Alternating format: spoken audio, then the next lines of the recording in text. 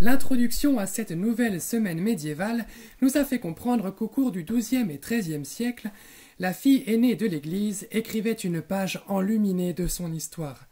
Une page où la fidélité aux promesses de son baptême et à l'alliance avec la sagesse éternelle serait stimulée par l'apport providentiel des ordres mendiants. Certains franchiront les Alpes, d'autres arpenteront les Pyrénées, mais tous veilleront à ce que l'eau des fonts baptismaux demeure et retrouve sa pureté originelle, car des hérésies l'avaient étanchée et privée du sel de l'Évangile. L'Église n'a pas attendu Luther pour prendre conscience de la nécessité de certaines réformes. Elle a d'ailleurs toujours affirmé que ces réformes ne pouvaient se faire que par un retour à l'Évangile vécu à la lettre, donc par les saints, seuls à être légitimement présents dans nos églises ou nos salles de catéchisme. Ici, c'est la sainteté d'un François d'Assise et d'un Dominique, ainsi que la fécondité de leurs ordres respectifs, qui feront jaillir une ferveur nouvelle dans cette France aux allures de cathédrale. Ces deux familles spirituelles nous donneront par exemple du côté franciscain un saint Antoine de Padoue, celui qui retrouve tout, un saint Bonaventure ou une sainte Colette, et du côté dominicain un saint Thomas d'Aquin qui illumina Paris de sa science, et le monde entier d'ailleurs, et puis toutes ces dominicaines qui se consacreront à l'instruction. La famille franciscaine façonnera également la vie spirituelle du plus illustre roi de France, couronné 2 fois, de la couronne de France puis, par les anges, de la couronne impérissable cette fois, celle de la sainteté. Saint Louis IX, tertiaire franciscain, marié en l'an de grâce 1, 2, 3, 4, 1234, à la jeune Marguerite de Provence, dans la plus ravissante encore cathédrale de Sens. Hier, la sœur nous a dressé un beau portrait du royaume de France. Nous avons vu que le français, ou le François, comme on dit à l'époque, n'est pas étranger au thème de Dieu, non, loin de là. Tout le manifeste, l'art, la vie intellectuelle, les métiers d'œuvre même, dont les exploits commencent justement à faire surgir nos cathédrales qui, à travers l'Europe entière, font rêver les plus hautes puissances. Il faut avouer cependant qu'il y a faiblesse, lorsqu'il s'agit de défendre clairement la doctrine catholique face aux hérésies cathares et vaudoises, que nous avons brièvement évoquées hier.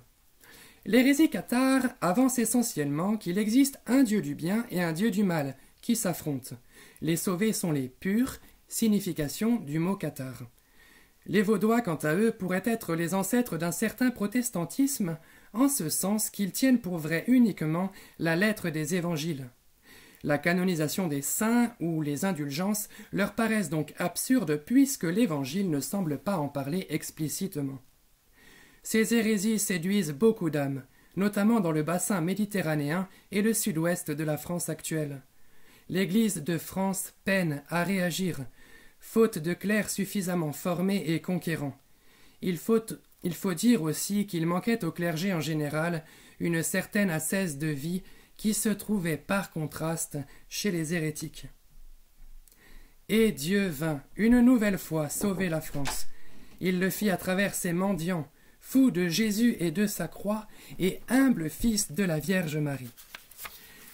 Avant de voir le souffle évangélique apporté par les deux ordres, présentons chaque fondateur et l'implantation de sa communauté sur le sol français. Commençons par Saint Dominique et les dominicains, en raison de leur ancienneté par rapport à Saint François.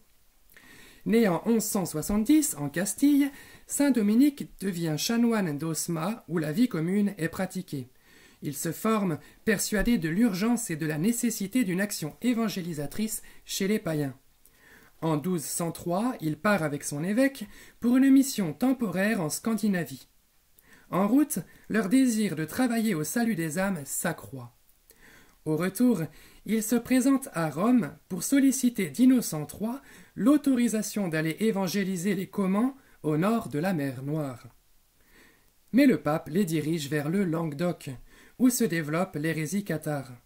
En effet, malgré l'effort des cisterciens pour réformer le clergé, la crise du clergé profite aux malins. Saint Dominique s'installe donc à Prouille, puis à Fangeau. Il obtient des résultats appréciables, car il comprit que pour lutter contre les erreurs, il ne suffit pas de prêcher la vérité de l'Évangile, il faut aussi la vivre. En 1215, à sa demande, l'évêque de Toulouse approuve l'ordre des prêcheurs, et demande fut faite au pape de confirmer cet ordre qui adoptera la règle de saint Augustin avec un complément propre. Entre 1215 et 1217, saint Dominique pense à l'expansion urbaine de sa communauté pour le bien des âmes. En 1217, il obtient de Rome l'autorisation de fonder dans les villes universitaires de Paris et de Bologne. Ainsi, les dominicains peuvent conquérir à leur idéal des maîtres et étudiants nombreux, mais non sans peine, surtout face au clergé séculier qui doit s'avouer moins brillant. Dans le cœur du fondateur grandit le désir de faire vivre de plus en plus à son ordre la pauvreté, la soif des âmes païennes et la fidélité à la règle. Il écrira en ce sens. Il meurt d'épuisement le 6 août 1221, son ordre compte 500 frères, il sera canonisé en 1234. Abordons maintenant le chapitre franciscain. Nous connaissons tous suffisamment ce saint né dans une étable à Assise en l'an 1180 ou 1181 et mort en 1226, 2 années après avoir reçu les stigmates visibles sur le mont Alverne et 2 années avant sa canonisation. Ce saint qui, après avoir mené une vie facile dans le monde, se laissa transformer par la parole de Jésus lancée du haut de la croix de la chapelle de Saint-Damien, va et restaure mon Église qui, tu le vois, tombe en ruine. Ce saint qui inaugura la première représentation de la crèche à Greccio et qui reçut en la nuit de Noël l'enfant Jésus dans ses bras. Ce saint qui changea l'attitude du loup de Gubbio qui s'attaquait aux hommes, animal devenu cher au scoutisme catholique. Ce saint aimé de tous et admiré en son époque avec ses compagnons pour leur vertu de pauvreté, d'humilité et de foi et leur ardeur à la prière. Saint François a vraiment suivi Jésus de la crèche au calvaire et a été un enflammeur des âmes, pour reprendre des expressions chères à Mère Marie-Augusta. Il a aimé et fait aimer Jésus. Comment ? En vivant l'Évangile à la lettre, c'est ce que sa règle prescrit. C'est son père qui lui donna ce nom de Petit Français, par amour de la France. Monsieur Bernardon avait pris l'habitude de venir en France car là-bas, le commerce allait bon train. François apprit très tôt la langue qu'on y parlait et, une fois converti, il s'en servait souvent pour prier, convaincu qu'elle était la plus belle, donc la plus douce aux oreilles de Dieu. Quel compliment de la part d'un Italien, n'est-ce pas ? Mais saint François aimait surtout la France en raison de la manière avec laquelle y était traitée la très sainte Eucharistie. C'est pour cette raison qu'il voulut que le plus tôt possible y soient envoyés des frères mineurs. Cette volonté se réalisa en 1217. Des franciscains franchissent les Alpes pour s'installer à Vézelay, dans l'ermitage de la Cordelle, une propriété offerte attenante à la basilique conservant les reliques de sainte Marie-Madeleine. Cette même année, les frères poursuivent leur route en direction de Paris. Saint Dominique envoie également les premiers prêcheurs dans la capitale. Mais les objectifs parisiens des deux ordres sont radicalement différents. Les mineurs n'y sont pas en vue des études, et d'ailleurs, les franciscains ne s'implantent pas à Paris même, mais à Saint-Denis. Ce choix s'explique sans doute par la présence des pèlerins et des marchands avec les célèbres foires du Landy. À Saint-Denis, les frères connaissent un vrai rayonnement, notamment, et c'est une surprise, auprès des étudiants et des maîtres de l'université, dont certains demandent leur admission dans l'ordre. Après l'implantation à Paris en 1230 et la construction du célèbre couvent des Cordeliers, nom qui vient de la corde qui ceint les reins de nos frères, un certain maître en théologie au fait de sa gloire, Alexandre de Alès, prend l'habit de frère mineur et transporte sa chaire d'enseignement au sein du couvent. Les frères mineurs possèdent désormais une chaire à Paris, malgré l'opposition des séculiers. Nous sommes en 1236. L'ordre essaimera dans plusieurs autres villes, notamment à Sélestat en 1280. Voyons à présent le nouveau souffle, commun et complémentaire, qu'apportent les deux ordres implantés sur le sol français. Ces deux familles de mendiants sont comme jumelles, mais restent bien distinctes. il s'en est fallu de peu, puisque saint Dominique, rencontrant saint François et admirant son ordre, lui demanda de faire une fusion, ce que saint François refusa, voyant bien la valeur propre des dominicains. On peut donc dire que c'est de manière complémentaire que ces deux familles vont infuser en France les valeurs chrétiennes de liberté surtout, mais aussi d'égalité et de fraternité, valeurs qui seront détournées et bafouées moins de 6 siècles plus tard. C'est la liberté des enfants de Dieu que prêchent les frères, une liberté absolue vis-à-vis de l'esprit du monde. Cela se manifeste par la pauvreté, plus accentuée chez les franciscains mais bien présente chez les dominicains. Pauvreté qui est détachement des biens de la terre. Et lorsque saint François parle de la terre et compose un cantique des créatures, ce n'est pas un programme écologiste de terriens qu'il propose à la France. Il n'adorera jamais la création, mais il y verra exprimer des vertus du Créateur, seul devant qui lui et ses fils se prosternent. Ce langage parle aux hommes qui s'inspireront par exemple de la beauté de la rose pour dessiner les plus belles rosaces. S'il prêche aux animaux et s'ils le comprennent, c'est en raison de son union à Jésus qui le fait déjà participant de l'harmonie retrouvée et décrite dans l'Apocalypse. Enfin, s'il donne la création en exemple, c'est parce qu'elle accomplit ce pourquoi Dieu l'a créée. Il regretta que les hommes n'en fassent pas autant. La liberté se manifeste aussi par le souci du salut des âmes qu'ils veulent arracher à l'esclavage du péché. Ils auront un langage clair et sans équivoque sur le mystère de Dieu et le salut en Jésus-Christ. Saint Dominique demandait à ses frères de ne prêcher que ce qu'ils ont déjà contemplé. Et cette méthode éradiquera l'hérésie. Les dominicains nous aidèrent donc à ne pas rompre notre alliance avec la sagesse éternelle.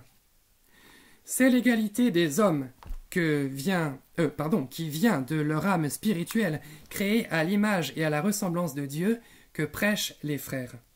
Si saint François est appelé le frère universel, c'est parce qu'il voulait, tout comme saint Dominique, que tout homme connaisse l'Évangile et soit sauvé. Il désirait donc que ses frères aillent à la rencontre de tous. Aucun exemple dans leur vie ne peut justifier un syncrétisme religieux. Faut-il rappeler qu'à Damiette, c'est l'épreuve du feu que saint François propose au sultan mahométan, qui la refuse. Celui qui avait la bonne doctrine serait ressorti vivant des flammes. Égalité de l'homme riche ou pauvre. Lorsqu'il rencontre un grand de ce monde, saint François ne lui parle pas d'économie ou que sais-je, mais du salut de son âme et du salut de son peuple. Les dominicains, en complémentarité, contacteront surtout les élites intellectuelles dont l'impact auprès de la population est plus influent. Leur style de vie manifeste bien par ailleurs que la valeur de l'homme n'est pas en ce qu'il possède. Enfin, c'est la fraternité qui vient du baptême au nom de la Sainte Trinité qui nous fait être fils dans le Fils unique de Dieu, Jésus-Christ notre Sauveur, que veulent vivre et prêcher les frères mendiants. Cette fraternité rayonnante qui rejoint la conviction de Mère Marie-Augusta, l'apostolat de l'amour est irrésistible. Fera naître dans le cœur de Louis IX une juste attitude en face de ces sujets. C'est une fraternité dont le Père est Dieu, le frère est Jésus et la mère confiée au pied de la croix, la Vierge Marie, ainsi que l'Église une, sainte, catholique et apostolique. Concluons par la place de la Vierge Marie dans ces deux ordres, qui n'ont pas manqué d'en témoigner, notamment par la récitation de son office. Témoignage reçu par les Français grâce à la flamme de saint Bernard qui avait ravivé l'amour de Marie dans les cœurs. Selon la tradition orale et artistique, saint Dominique a reçu le rosaire des mains de Marie, bien que celui-ci se développât jusqu'à prendre la forme que nous connaissons. Ce don était pour l'aider dans sa mission au service de la vérité. Saint François, quant à lui, tenait pour seule propriété l'église de Notre-Dame des Anges, dans laquelle il eut une vision de Marie, en l'honneur de laquelle il composa de très belles prières. Que cette page de notre patrie nous fasse rendre grâce à Dieu qui n'abandonne pas la fille aînée de l'Église et qui lui rappelle sans cesse par des témoins l'engagement à son baptême et son alliance avec la sagesse éternelle.